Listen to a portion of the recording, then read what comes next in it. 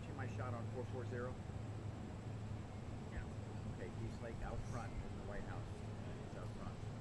Now he's going back to the car.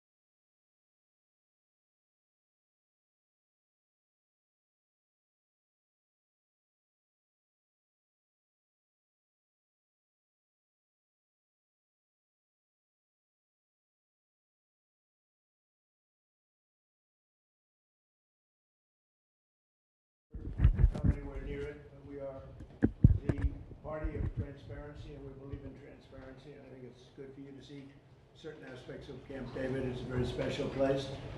But it was not, I guess the last visit was with Eisenhower, where they allowed you onto the actual campus. And it's a long time ago, but never into this room. I want to thank all of you for being here. And again, this is a cabinet meeting. It's open. We have done a lot of open cabinet meetings, and I feel it works out very well. Everybody can ask certain questions. We'll let you talk about certain things and answer because they're ongoing and very important. But this is one of the most talented teams ever to serve the United States and in the United States. This is a talented group of people. Let's see, I'll go one after another. Yeah, it's a couple of stiffs, but that's okay.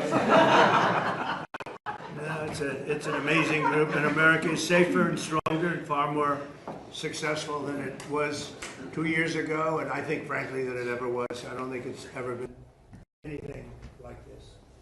We're building more factories, plants in this country than we've ever built before, and we're going to be we'll be leaving this position. We're going to leave this country in very, very good shape.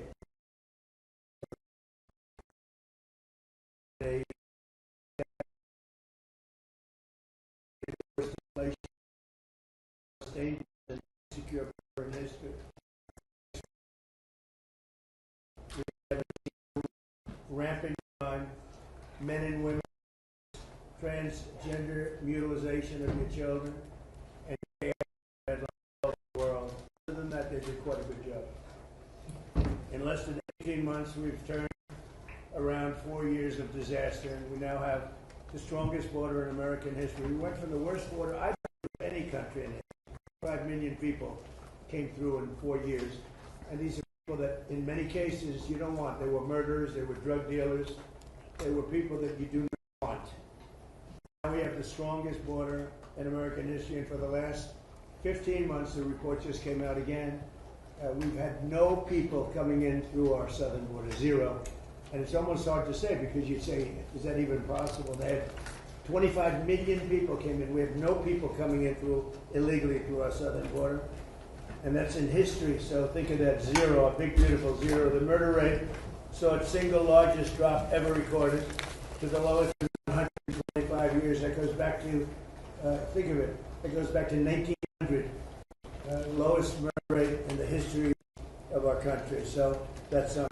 Today, I just want to mention that we heard in Minnesota, there was a cyber attack, and they blame it on Iran. I don't think so. I blame it on Minnesota because they're grossly incompetent. There was a cyber attack of 30 water plants, and I would blame it on Minnesota and the governor, the corrupt governor of Minnesota. They like to say, oh, it was Iran. Iran should be so lucky. Iran's got bigger problems than worrying about Minnesota. This month it was announced that inflation is dropping at the fastest rate in more than 6 years. Walmart, Sam's Club, Giant Eagle, and others are slashing prices by hundreds of grocery stores, and all of the stores, I mean, throughout the country, they're slashing prices. Something for a long time since my last administration. The stock market has set 73 all-time record highs since the election. That means all-time record highs, 73 days out of a very short period of time. And the typical 401k is up by more than $30,000. And when you think of that, if you add another $1,000 to it, it will be, we set the record in the last administration, a record still standing. This administration is going to blow my last administration away. When the factories that we're building at record, and we're not building them, all over the world they're building. They're coming from all over the world. They're coming from Germany with the cars. They're coming from Germany, they're coming from Japan, South Korea, Canada, from all over the world. They're building auto plants here because otherwise they have to pay tariffs. The tariffs have made our country rich and successful. And all of this, I mean, I'd like to say it was the election. On November 5th, it was the election, and that's fine. But without the election, you wouldn't have what I've done economically. So we have the most successful environment that we've ever had. There's never been anything like it from the standpoint of investment into our country. It's 5 to 6 times higher than anybody has ever seen. than any other country, not just us, has ever had. On July 4th, we launched Trump Accounts, a key provision of our great, big, beautiful bill. And these tax-free investment savings accounts have already been activated by over 7 million children. These are investments made in our future, which is our children. Our children are the most important aspect of our future, with more being added each day. So it's a tremendous hit, over 7 million, and really just got going, I would say, Scott, about 2 weeks ago when it was we got the final approvals. And we have over 7 million. Actually, there's never been anything quite like that. But millions of accounts are pre-funded with $1,000 from the U.S. Treasury or generous gifts from private donors like Michael and Susan Dell and others who have given billions of dollars, billions. People are putting up hundreds of millions and billions of dollars into it and buying really a great future for children. When they turn 18 or when they turn 21, instead of having no hope, no future, they will end up with hundreds of thousands of dollars and maybe even more than that. So it's going to be something to see. With modest additional contributions, they'll grow by numbers that could be over $200,000. We're looking at the timeline. I wish we had an economy like we have now with the stock markets going up, but they will benefit by our country being successful. We're going to give every child a head start on the American dream. So go to trumpaccounts.gov. It's really something. The whole world's talking about it, and it's far ahead of schedule. Nobody thought it would be as successful as it's been. It should be. It should be. And we start them off with $1,000, and this was part of the great, big, beautiful bill. With my most favored nation policy, you could say this is even a bigger thing, if that's possible. On drug prices, we're achieving record discounts on prescription drugs. The prescription drugs were going through the roof for many years, and now we're getting record discounts with price differences of 300, 400, 500, 600%. Nobody's ever heard of a thing like that. And what this is all about is that we had the highest prices anywhere in the world by far. Most expensive drugs, prescription drugs, and others. The highest in the world. The whole world was laughing at us. We paid for the rest of the world. We subsidized the whole world. And I said, we're not going to do that. And I started it in the first administration. I took it up.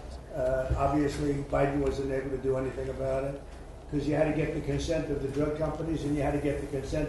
More difficult would be the consent of other nations. The other nations had to agree, but they were paying a fraction, sometimes 10%, 20%, 40%, 70% less. So I had to call them and I had to get them on, and I said, if you don't do it, we're going to have to charge you tariffs.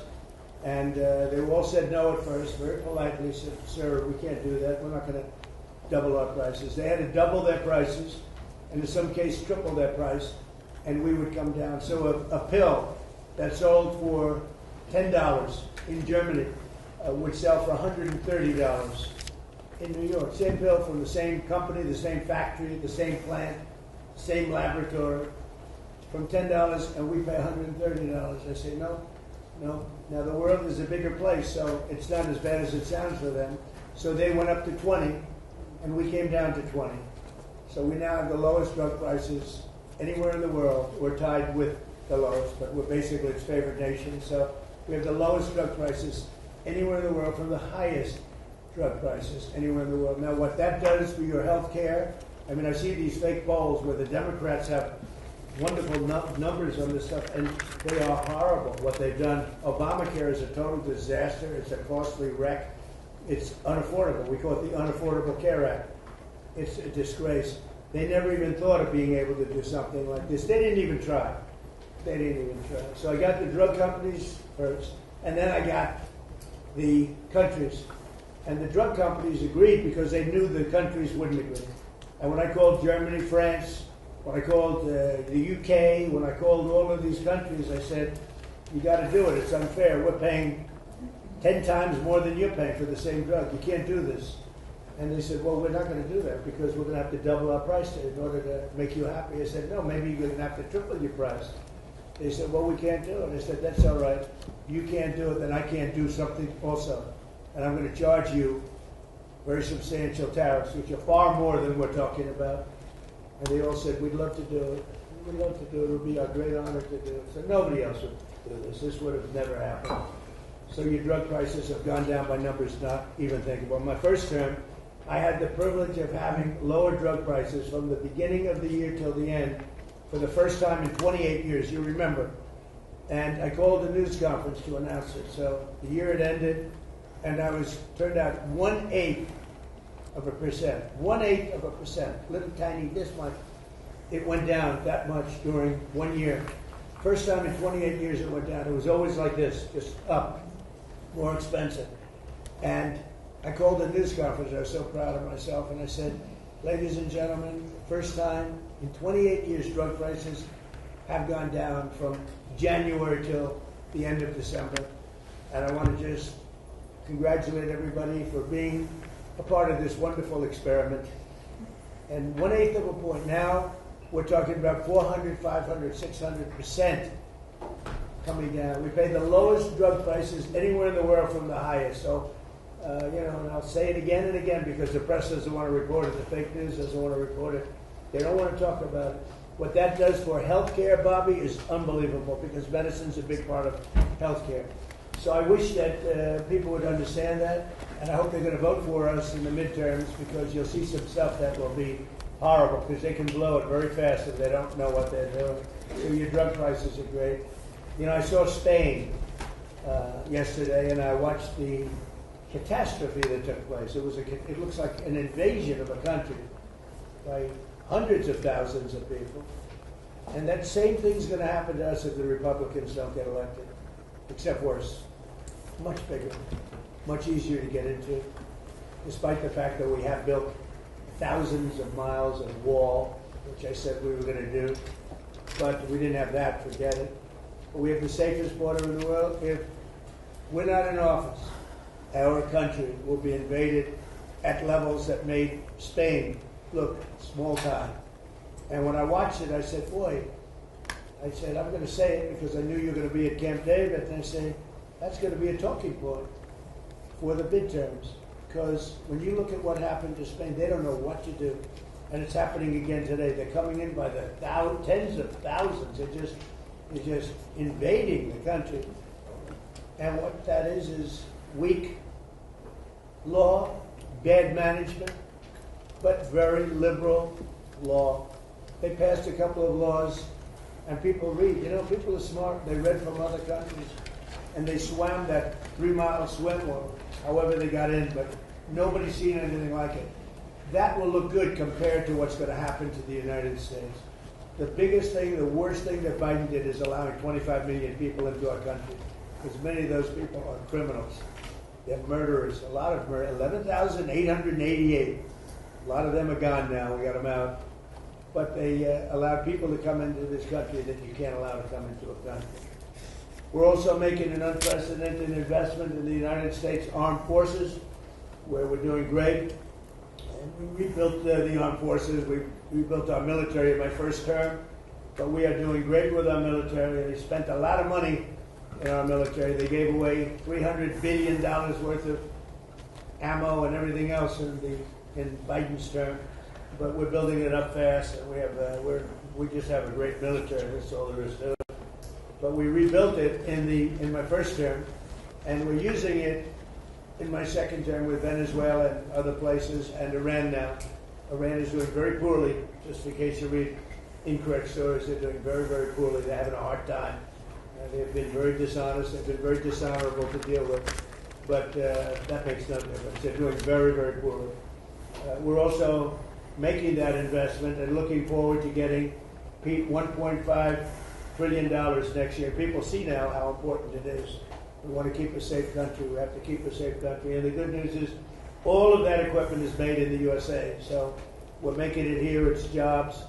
And each one of our defense groups are building literally at least 4 new massive plants as we speak, because we want them to move faster. We have the best equipment in the world, but we want them to move faster. We don't want to wait a year or a year and a half. We want to wait a week, maybe. So that's happening, and I think the results are very good. They're building at levels that nobody's ever seen before. And we've had tremendous success, and our military was just proud of it. Again, Venezuela was a one-day war, and we have a great relationship with Venezuela. We're partners with Venezuela now, taking out tens of millions of barrels of oil, and going to Houston, going to Alaska, going to Louisiana, going to different places for refineries, and it's been very much amazing. The administration has done more in 18 months than most administrations have done in 8 years if you had a two-termer. We've done more in 18 months than anyone's ever seen before. Nobody's ever seen. This is the golden age of America. And we have a war that's going on. I guess you call it a war. Maybe I call it a military operation. They have no Navy. It's been obliterated. Their Air Force has been obliterated. They have no planes.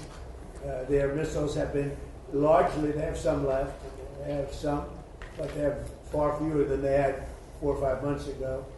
Their manufacturing capacity is almost gone. The drone capacity is almost gone. There are very few, but they have some. If they have one, that's too many as far as I'm concerned. But we've done an amazing job with Venezuela. We've done an amazing job here. We're in there for 5 months. You know, I know that people like to say, because we've done a much bigger job, much more important job than we originally anticipated. So we're in there for 5 months, and if you look at Vietnam, they were in there for 20 years. You look at Afghanistan, they were in there for many years. You look at any one of the wars, Korea, any one of them, they're in there for many years. We're in for 5 months, and we have obliterated their military capacity. Again, we've got some left, but soon they won't have some left. So I just want to thank everybody around this table. You've been very special. I want to thank a lot of the media people, because many of you have been very, very fair. That's one of the reasons you're here, frankly. But you've been very fair. You've covered me this time much more fairly, I think, than the first term.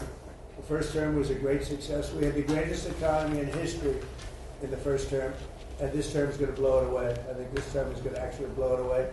So it's an honor to have you, and I'd like to ask our great Vice President, J.D. Vance, to say a few words, followed by Marco and Pete and Scott and Bobby Kennedy. Okay? Thank you very much, everybody. Please, J.D. Well, great. Thanks, Mr. President. First of all, thanks for having us at this historical and beautiful place. And it's an honor to be on the team, an honor to be able to work on fraud, which is what I want to talk about today, though I know we have a lot of things going on. This has been an amazing team, from Kelly Loeffler at SBA, to Doug at the VA, to Todd and Bobby Kennedy. This really has required a whole of administration approach to try to tackle fraud. There are a few things that I want to talk about and celebrate. The first is that just since the beginning of the Fraud Task Force that I started under the President's leadership and direction, we have identified $230 billion of fraud that's being perpetrated against the American people, and we have halted already $56 billion of that. It's sometimes hard. Once the money has already gone out the door, it's hard to get it back, but stopping it from going out the door is how we save the American people $56 billion, and of course we're going to keep on working on that. Just today, Mr. President, we will announce 17 new anti-fraud actions that will total about a third of $1 billion, and that's added to the $230 billion that we've already uncovered. And I want to just talk for the benefit of the American people about why do we care so much about this? Because what I always try to remind people is that fraud has two victims. So, to give one concrete example, there is a program that is administered by Medicaid, and that program ensures that low-income moms and low-income babies have access to neonatal care. Now, I think most Americans probably share my view that this is one of the great things about the United States of America, that if we see a baby and we see a young mother that requires help, we help our fellow Americans. That's a good thing. It's something that we should be proud of. And yet, there is a program that has defrauded the moms and the babies who benefit from these. You've gotten people who've gotten rich by setting up false companies that are providing false services. So who loses in that equation? Number one, of course, is the American taxpayer that is $230 billion poorer because of the fraud that this country has let go on. But I actually think most importantly is that we've seen that program run out of money. So we've seen moms and babies unable to access the health care that they need because the fraudsters have gotten rich. That is a disgrace. And until the president ordered us to stop it, no one was doing anything about it. So we've made a lot of progress, Mr. President, in just under a year. We're going to keep on working at it because we believe the American people deserve to have their money spent as you and the Congress have directed it. There's big numbers here, finding tremendous numbers. They look like Elliot Ness. Does everybody know who they are? They look like that group of people you have lined up behind you. They're doing a great job. Yes, sir. Billions, think of not millions, billions of dollars is being recovered. Billions. And you haven't seen anything yet. We have things happening that people aren't going to believe. The level of corruption and fraud that took place under the Biden administration is unprecedented. And Minnesota, California, Maine, believe it or not. You know, you think of Maine as this wonderful place. Yep. It's the level of corruption is incredible, all over the place. So, great job. Thank you very much. Thanks, sir. Okay, please. Oh, my turn. Well, first of all, thank you for bringing us out here. I got the chance to drive for the first time in a year and a half. It was a golf cart, but it was great. And so just a couple points that we all know. We've followed in the news, obviously, the events in the Middle East, and others who can talk about that. Not that they're not important, but there's some other issues happening around the world, Mr. President, that you've shown great leadership in that have not gotten nearly as much attention. I think they deserve to mention today. The first is the International Criminal Court is an illegitimate international organization that, frankly, illegitimate. They've made themselves illegitimate because they claim that even if you're not a member of that court, they can come after you. And what that literally means in the future is that American political leaders and others could find themselves under indictment by this International Criminal Court. And if you want to know a little bit about it, Jack Smith used to work there. These are the people that think they can go out and basically indict any world leader and haul them into The Hague. So we tried to get them to reform and listen to us. They wouldn't do it. They're very arrogant. We've now begun an effort to really try to bring that court to heel. By the way, there's no information that they're after me. It could happen. But just so you know, just keep talking about it. I'm saying that means that maybe he's not trying to defend me. He is trying to defend Bibi and various other people. But there are many people that shouldn't be looked at that way. But there is no indication that I'm one of them at this moment. No, and I actually think the people who are in biggest danger in our system are servicemen, people in uniform. That they'll try to go out for the rest of their lives, will not be able to travel anywhere in the world with their families because they could be arrested on one of these. Imagine, you're a soldier, you fought in a war, and 20 years later they try to come grab you. So this is a big problem. So we've had dozens of countries already join us in this effort. Since we started 2 weeks ago, 5 countries have already quit the ICC and notified them that they're leaving, and we think there'll be more. The second thing is we had an unprecedented ministerial. 60 countries came to Washington and were a part of an effort where we were shedding light on far-left terrorism and violence. You know, the bomb goes off somewhere and it's tied to some right-wing group, or I don't consider neo-Nazis right-wing, I consider them Nazis, right? But you're going to get a lot of attention on that. But if it's a leftist group, an Antifa group, that gets no coverage, or they ignore the ideological spin and the ideological reason behind it. So we've got 60 countries came up here and hopefully creating a strong to go after far-left violent terrorism. Go after it, call it by name. I think we're building a very strong coalition there. We've had some successes in the Middle East, Mr. President. As you know, on the diplomatic front, the deal with Lebanon and Israel is unprecedented. President Ayoun was here a week ago. I think that was the first visit by a Lebanese president in over 30-some-odd years. In fact, this is the first time the Israelis and the Lebanese government have spoken at the official level in close to 30 years. And that was to your leadership. A lot of work to be done to keep that peace and build on. But it's a real achievable. And of course, as you announced last night, Mr. President, this disarmament deal that you brought about with Steve and Jared's work on Hamas is another big step as well. It's something a lot of people thought would never happen. It needs to happen, but the fact that even agreed to it is a real achievable. Last point is on the Western Hemisphere.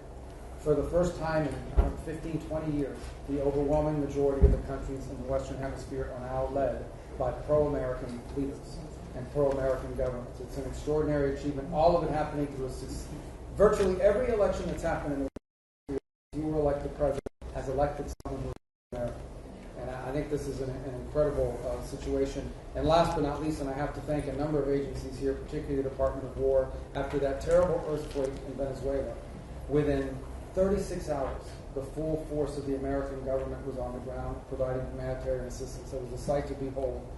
The USS Ford, I think, was in their port. Our Marines and armed service personnel. We're helping run their airport and their tower. It is one of the fastest, most dramatic, and most effective humanitarian responses, certainly in recent history, if not ever. And they came at the direction of the president. In fact, within an hour of that earthquake hitting, I remember because I was overseas, the president called and said, make sure we go in there and help these people recover from this. And we did. And thanks to your leadership, Mr. President. It's a great story. Enough needs to be told about it because the credit goes to so many agencies represented here today, but really the Department of War's effort was phenomenal. So thank you. Thank you very much, Marco. And just before we continue, I want to just congratulate Jay Clayton. He's with us today. As you know, he's had a big victory. He's going to do a fantastic job. He's only done his whole life has been about doing a fantastic job. Congratulations.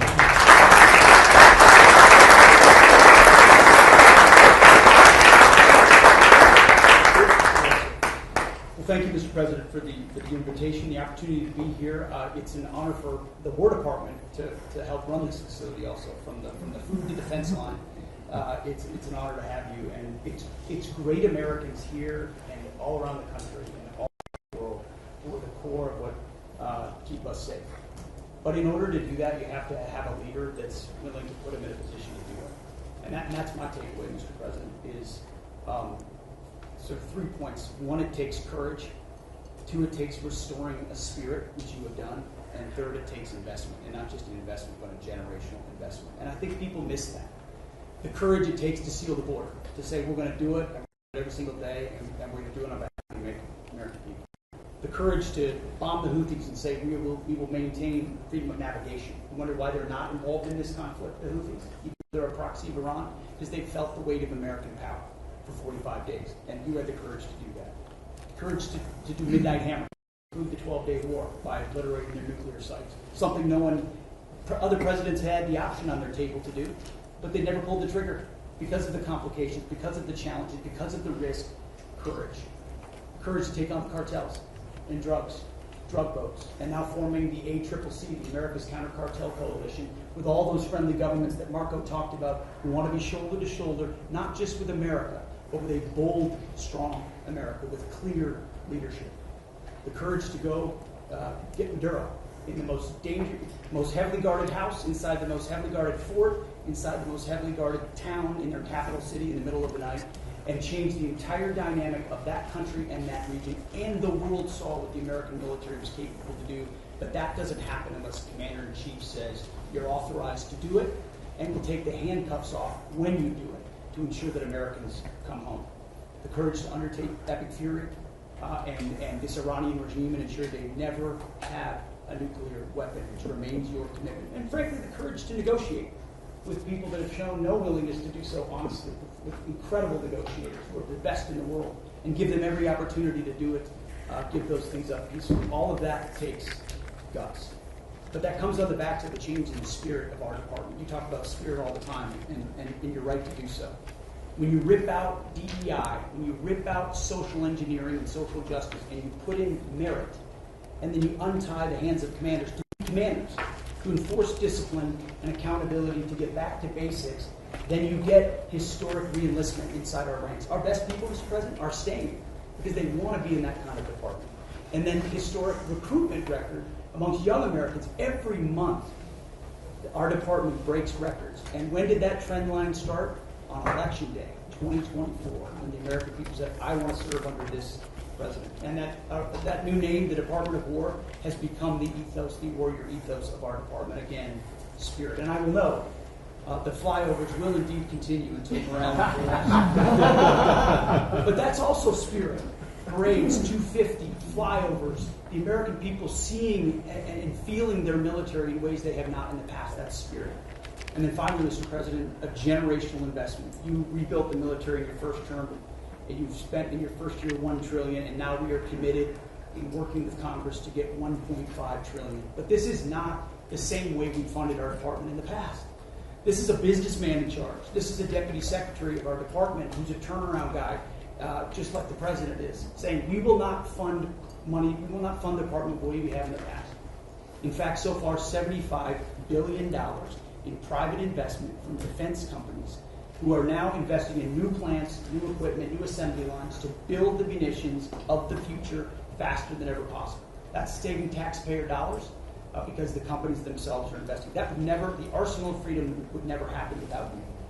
So just like we use a lot of things Ronald Reagan's buildup was a part of, in this administration and in future administrations, they will look back at Donald Trump and the buildup that he has done, and that will be, the deterrence of the future will be established because of your investment. So thank you, Mr. President, for your leadership. Scott, please. It's an honor to be here in this historic place as we celebrate our nation's 250th anniversary. And I think if we look back to whether our founders was President Washington, Thomas Jefferson, Alexander Hamilton, could not have imagined the economy that we would have created. It is the envy of the world. And as you said, we have record investment coming in. We've never seen anything like it. And we're pulling away from the rest of the world because of your leadership, the policies that you did from day one in terms of digital assets, in terms of technology, and bringing back American manufacturing. You've done it again. You had the incredible economy during your first term, and we are seeing that carry over here. And it is in stark contrast to the Biden economy, which was government jobs, government spending, and high inflation, the worst inflation in 50 years. And with the working families tax cut, which I will add, every Democrat voted against. Every Democrat voted against. It is the perfect barbell for this economy. On one side, you have full expensing for factories, for equipment, for farm structures. On the other side, your four signature policies, promises made, promises kept, no tax on tips, no tax on overtime, no tax on Social Security, deductibility of auto loans if you buy an American-made car, and the Americans are starting to feel it. Core inflation is low, consumer confidence is strong. We have the highest consumer confidence, came out today, in 5 months, and Main Street is back. Small banks are lending thanks to your policies. Small banks, community banks are lending again, and the Americans are starting to feel it. As you said, these Trump accounts are the most successful program launch in government history. We've had 7 million families sign up for them. We're going to get to open enrollment, and we will have 70 million families who have signed up for this. 38% of American families, households, have no exposure to our great equity market. And thanks to you, we're going to have an ownership society. An ownership society. You were one of the first presidents to create assets for the American people, not more debt. We had the biggest tax refund season ever. Trade deals, tax cuts, energy dominance, and the regulatory efforts. America is ushering in the greatest reshoring wave in our history. In June, our manufacturing sector expanded for the 6th straight month. We've got construction jobs, and those are going to lead into manufacturing jobs. We've got Main Street prosperity. Real wages are up $1,000. And sir, what you've done again too is the bottom 25% of wage earners, just like in your first term, are outperforming the top 25%. This is a working families administration. In the past year, that group had wage increases of 5.5%. They have 3 times what the top end has done. So you've done it again. And these are private sector jobs we are creating. As you often say in these meetings, we could have created 1 million, 2 million government jobs, but we didn't. The private sector is creating. We've got incentives, we've got money coming in, and we are rebuilding. So, and then our energy dominance, thanks to you and these policies, you can come to the U.S., you're going to have regulatory certainty, tax certainty, and energy certainty. So it is the best place in the world to build your factory. And finally, I want to add, it has been a pleasure to be a part, or a privilege to be a part of, as we've gone from ethnic fury to economic fury, to constrict, on your orders, constrict the Iranian regimes, the financial tentacles all around the world. We started it, on your orders, we started it in March 2025. In December of 2025, the largest bank in Iran collapsed. The central bank had to print money, caused inflation. Now they got 180% inflation. They aren't able to pay their troops.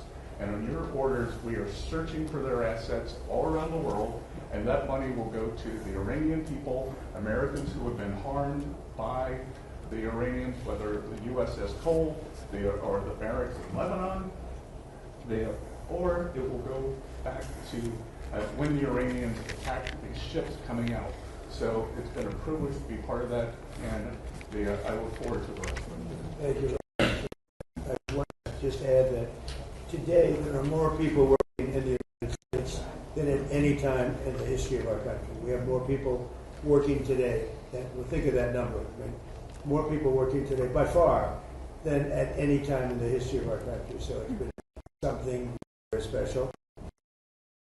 Please. I think, Mr. President, let me just take a moment to take note of the historical significance of this occasion. Before the press came in, you asked all the cabinet members who had been to Camp David before. I think about 3/4 of them had. I raised my hand, but I haven't been here for 62 years. I came here on weekends, as many weekends as we could between 1961 and 1963. My father loved this place. My uncle loved this place. Nobody knows about this because it's on the history books, but he was resentful at Dwight Eisenhower for renaming it Camp David. If he had made it to his second term, he was going to rename it Shangri-La, which was the original name that Roosevelt had. And my uncle prided himself on being the most open, transparent administration in history. He was the first president to have press conferences. During his 1,000 days in office, he had about 30 press conferences. You, Mr. President, have press conferences every day. And here you've opened the inner sanctum of the presidency for the first time in history, and I think that's a beautiful thing.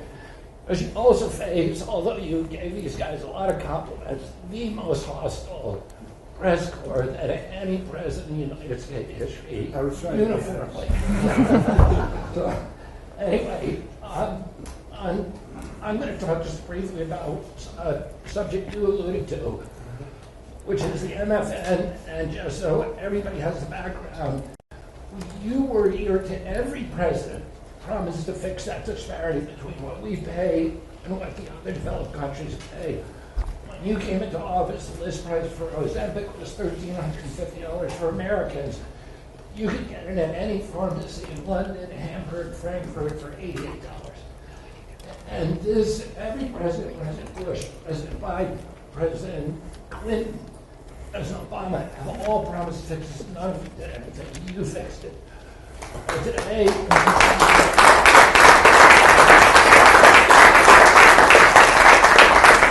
by the time you leave office, assuming that's in 2028,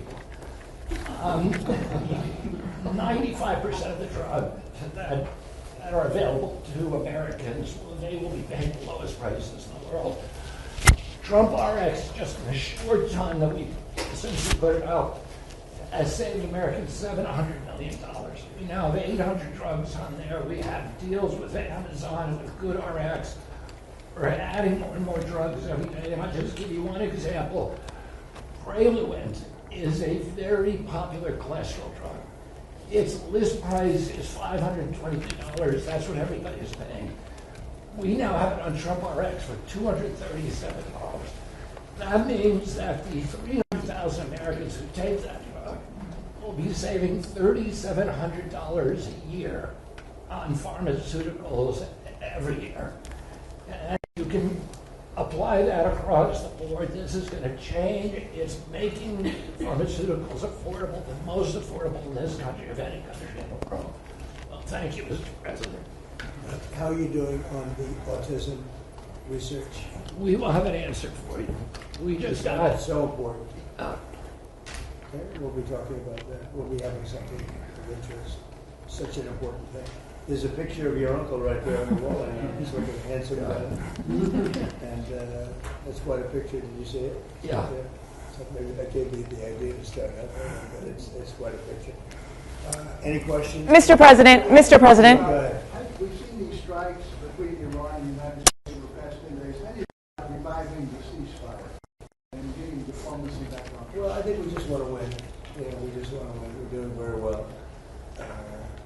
trying to be nice as you can be in a situation like that. But they're being decimated. They have no Navy, they have no Air Force, they have no anti-aircraft. Doesn't mean they don't have any capability. They have some, but very little. We just want to win. We don't want to have them. It's very simple. They cannot have a nuclear weapon. Iran will not have a nuclear weapon, and they can't have a nuclear weapon. If they did, the Middle East would have been wiped out by now. If I didn't stop the JCPOA, the Obama deal, if I didn't do that, they would have had a nuclear weapon. I believe Israel would no longer be with us in big parts of the Middle East and perhaps other. These people are crazy. So they cannot have a nuclear weapon, and they won't. Mr. President. Over the next 4 weeks. Well, we'll be hitting them. We'll be hitting them very hard. And, at some point they're going to say, we just can't take it anymore. Mr. President, on the disarmament deal that you announced, do you have assurances from Israel that they are on board with this deal? And what comes first? Does Israel pull back and then Hamas disarms, or does Hamas need to disarm and then Israel leaves Gaza? We have an understanding with Israel. Israel's very happy about it. Israel helped us. And they've been very good. They've been very good about it. Most people said that would be a deal that would be undoable. Now, will it go through its ups and downs? It's a very complex situation over there. The people are very complex and difficult. Many cases wonderful, many cases not so wonderful. But that will be it's a great breakthrough. Nobody's ever thought that would be possible, to disarm Hamas. That shows you how much success we're having with Iran. Because if you go 4 months ago, 5 months ago, a deal like that would have been impossible. So it's a big step for the Middle East, and people are really impressed by it, and they're surprised by it. And what comes first, Mr. President? What comes first? Did Mr. Infantino speak to you about their proposal to sell a stake in the World Cup, and is that something you support? About who? Did FIFA or Mr. Infantino speak to you about their proposal to sell a stake in the No, I World never Cup? spoke to them. Mr. President, you said this morning on Truth Social that victims of government abuse should be paid back. Yeah. Even if it's not the anti-weaponization fund, would you still want the acting attorney general to find a new way to do that? Weaponization against large numbers of people in our country by the Biden administration and by Obama, but by the Biden administration in particular in this case. But large numbers of people, their lives have been ruined, they've been destroyed, families have been decimated, they've gone to prison for no reason whatsoever. There's never been a group of people, most likely, I can think of a couple that were treated pretty badly, groups, but there's essentially never been a group of people treated so badly as these people. And this fund was not for me. This fund was for those people that have been weaponized, that have been abused. Now, I was abused. They attacked my house, Mar-a-Lago, where I live. And big damages should have been given to me. I don't want anything. I'm not talking about myself. I think that there's a group of people in this country, history will show, that were treated like nobody else has ever been treated. So badly, so horribly. Their families have been ruined. Many, many suicides. They've committed suicide. People that were very successful, that wanted to go to a rally or an event and ended up spending the rest of their lives in horror. No? So, you can say what you want about the fund, and do you still want to find a way? They've agreed to not have a fund, but there are a lot of people that are very upset about it. A lot of Republican people, a lot of Democrat people are very upset about it. A lot of people were covered. I wasn't covered by that fund. I don't want to be covered by the fund. I probably was abused more than anybody in the history of our country, but I wasn't looking for that. But there were a lot of people, and I'll tell you something, Todd Blanche is a very, very good man, and he shouldn't be in the middle of this. He should get approved, because you will never get anybody like him. You're never going to get anybody. And to make him a pawn in this whole thing, this is being done by a senator. I don't really blame him, to be honest with you. I endorse his opponent, and as soon as I endorsed his opponent went through the roof, and he won the primary election in Texas. It was Senate. And the man that lost, the man that I didn't endorse, has become very angry, and that's okay. I understand that. I probably would do the same thing. Want to know the truth? I think I'd do the same. Mr. President, on that though, do you agree, just to be clear, do you agree with the acting attorney general that the anti-weaponization fund is dead? And why not just put that in writing? It's dead, but I wish it weren't, to be honest with you. I think people were horribly treated, horribly abused. This has nothing to do with that. This was me. Horribly abused. And I'd like to see them compensated for the pain. They lost their families. They committed suicide. Many people committed suicide. They went down for an innocent journey. And I'm not only talking there, I'm talking about not even having to do with that. The way they were treated. The Biden administration and the Obama administration weaponized government and destroyed lives. But should they put it in writing? Willing to accept limits on the scope of the audit immunity deal in order to get Attorney General Blanche confirmed? Well, no, he should be approved forthwith. I mean, you're never going to get a person like that. Everybody agrees to it. Don't forget, Senator Cornyn thought he was phenomenal until he lost. You know, when he lost, is that a correct statement? You come from Texas. I mean, he thought this was the most incredible person. And then when he lost, now he lost because of me. I endorsed somebody else. And as soon as I endorsed the other person became a rocket ship upward. And he lost. And, you know, I think I'd be the same. But would you accept I mean, limits on I that shouldn't say that, but I'd be upset also. And so I fully understand it. He shouldn't be that way. I shouldn't be that way. But he is that way. He's become a very angry person. And I understand. You have a couple of others that have caused their defeat, too. And, you know, probably hear from them, too. Yeah. Mr. President, back on. There's a report that you got a proposal from the military to go big and hit them hard over 10 or 14 days. Well, we're going big. Are you going to consider? We've already gone big. Look, I mean, what's big? They had 159 ships. That was their entire Navy, 159. Their entire Navy is laying at the bottom of the sea. I'd say that's going big. They had 200 airplanes. They're all gone. Every one of them. They're not one airplane. They had anti-aircraft weaponry, very good, but it didn't work. And it's all gone. Their radar is all gone. Their leaders are all gone. Everything's all gone. But they'll fight onward. Mr. President, on Ukraine, you said the other day that you're not sure about whether to grant Ukraine the Patriot missile license that had been discussed. Do you want to see more from Zelensky before you take that action? Well, it's a big step. Look, we have the greatest weapons in the world.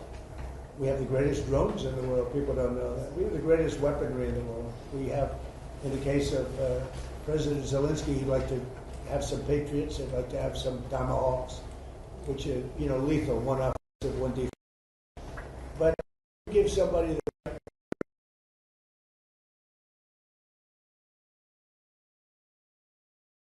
missiles were shot. They were going 8,600 miles an hour. Think 8,600. Now a car, if you go 60, it gets to be a little faster. If you go 100, 8,600 miles an hour, and they were big missiles. And they were shot at Jordan. And our guys were there. Bing, bing, bing, bing, bing. 5. Bing, bing, bing, bing, bing. But I don't want anybody. I had to be very careful. That would have been a great sound bite, right? There were 5 missiles, and we shot all 5 there before they got close. Nobody else has that capacity. These weapons are incredible. We have to be very careful about letting somebody build them. You know, it's very important now. We are building many plants now to make those and other. The Tomahawk missile is.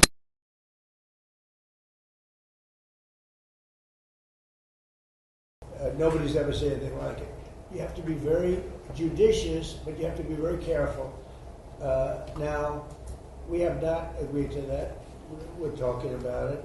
But it's a hard thing to give away that kind of technology. And I don't think this would ever happen. You give that technology, they can someday turn on you. You know, that is possible. You look at war. It's happened a couple of times over the years, right? So we have to be very careful. I mean, we guard that. We have the greatest military in the world, but we have the greatest weapons in the world. Now we have to make them a little bit faster because we've given a lot away. You know, President Biden, unfortunately, gave a lot away to Ukraine, and he gave, so did I. I mean, I gave them the javelins and the tank busters. Without the javelins, that war would have been a one-day war, would have been over. They wiped out the tanks going up to Kiev when they got stuck in the mud. They were going very nice. It would have been over, but gave them the javelins. The javelins are unbelievable. The greatest weapons in the world. We have to be very careful about giving out the secrets to those weapons. And they're not You can't copy them. It's a little like NVIDIA. They have a chip. They say you cannot copy it. The complexity is so great you cannot. You know, most things you copy. China's known for it. Other countries, we do something, and I guess we copy also. Most things you can copy pretty easily. There's a chip that they made, their ultimate chip, and they always have the ultimate chip. And I say, well, why doesn't somebody copy it? Because they can't. The complexity. They can't copy our weapons. We have the greatest weapons in the world. Many of them. Those are just 2 or 3 that I mentioned. But you cannot copy them. So we have to be very careful. Mr. President, on Iran. As Hamas disarms as part of this plan, who do you see as taking possession of those weapons that they have? Does that go to the new government? It's going to be the Board of Peace, mostly. It's going to be run by the Board. This Board of Peace has been it's led by some amazing people. Board of Peace. On Iran, Mr. President, you said they do have some capabilities left. Should Americans be prepared for these back and forth attacks to continue until Iran simply isn't able of striking back? They'll get weaker. They'll get a little stronger, maybe not. But they'll get weaker, and then they peter out. Yeah, sure. I think so. I mean, it would be foolish to say no. You know, you always have to keep your guard up. What is the status of talks? Who from the administration is talking to the Iranians? They break their word so often. Steve is talking. Jared, we have very good people. JD's involved, very strongly involved. We have great people talking. Marco's involved. Because they say talks aren't happening. They're good people. We're the best people. But they'll make a deal. As an example, we'll talk about nuclear. And we'll be in there talking about nuclear for 7 hours. I say, why do you need 7? You can take 10 minutes. You have 5 minutes. You should solve it. But 7 hours. And then they'll go out, and I'll say, they discussed nuclear. And they'll go out and they'll say, we never discussed nuclear. And I'll say, why did they say that? All they do is make me angry. You know, they just make me angry. Any other questions? Do you still believe that you can reach a deal with Iran, given that you talked about how disloyal they are? I'm losing faith in them because they do lie and they do misrepresent. Well, the other day, the 5 missiles were shot. We knocked them down, but we were in the midst of a negotiation. I mean, I'm waiting for Steve to call me. How's the negotiation going? And instead, I got a call from Pete that they just shot 5 missiles at one of our bases in Jordan. And we have bases in Jordan. Fortunately, our people operated the equipment. It's also very complex to operate. You know, you talk about the equipment. It's you have to be. Oftentimes, you see, where did you go to school? MIT, Caltech. I mean, you know, they go to schools that are not as normal for the military, to be honest with you. We have unbelievably brilliant people operating that equipment. And when you don't, you know, the equipment, the shots miss, the safety misses, or the accuracy misses. We have unbelievable people. Think of it, we had 111 at one point, a couple of months ago. 111 over a short period of time, missiles were shot at the Abraham Lincoln aircraft carrier. Great, beautiful ship. One of the most beautiful ships to me, design-wise. 111 missiles going out. Out of the 111 missiles, 111 missiles were shot down quite a bit earlier than they got. I mean, long before they got there. They were shot down. It was almost, in a couple of cases, they were shot down almost as they were taking off. It's incredible technology. So you have a ship that costs billions of dollars, and you have missiles heading to it. 111 missiles were shot down, routinely shot down. And I spoke to the people. I like to reward people. I call them up. I'm the president. And they were cool as a cucumber. Mr. Senator President, Fetterman. the last 2 weeks of strikes by CENTCOM has said that those were meant to degrade Iran's ability to disrupt the Strait of Hormuz. How many more strikes will it take to significantly? Well, you never know. Look, I mean, most people would have given up by then. You know, they've got no Navy, they got no Air Force. Most people would have given up. They haven't. So I give them credit for that. I mean, they're known as being tough. They're tough. Back on Ukraine, what did you tell President Zelensky about the Patriots? Did you explain all that to him? I did. I spoke to him about Patriots. I spoke to him about Tomahawks. I spoke to him about everything. I also spoke to him about let's get this war over with. So last month they had 25,000 people. It's averaging about 25,000 people a month die. Mostly soldiers. Almost entirely. But, you know, missiles are hitting areas also. But mostly soldiers. They had 25,000 soldiers. The month before that it was 32,000 soldiers. I said, you got to get this war over with. I think he wants to make a deal, and I think Putin wants to make a deal. but there's a lot of dislike, as you probably noticed. He seems very reluctant to make concessions, President Putin. Well, nobody wants to make concessions, but they're both going to have to make some concessions. I mean, they got to make a deal. 25,000 young, beautiful people, soldiers, mostly soldiers, are dying a month.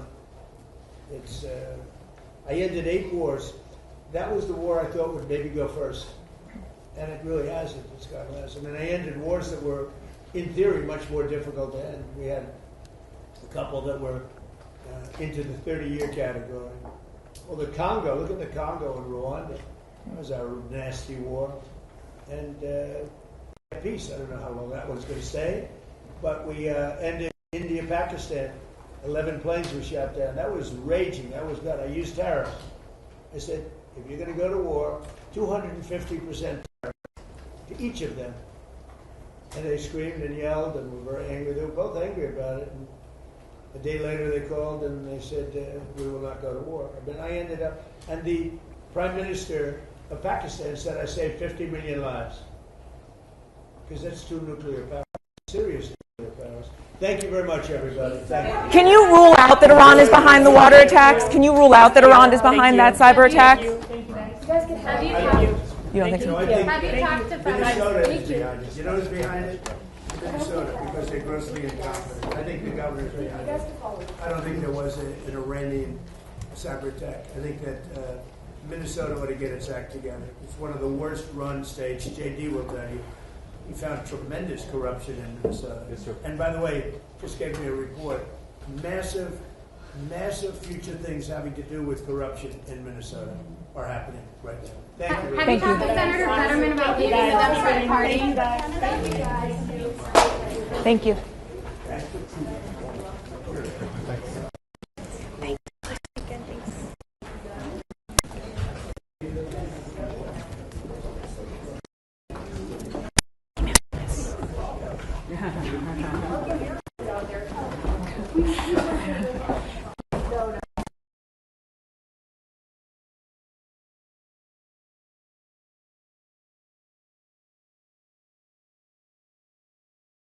Chair,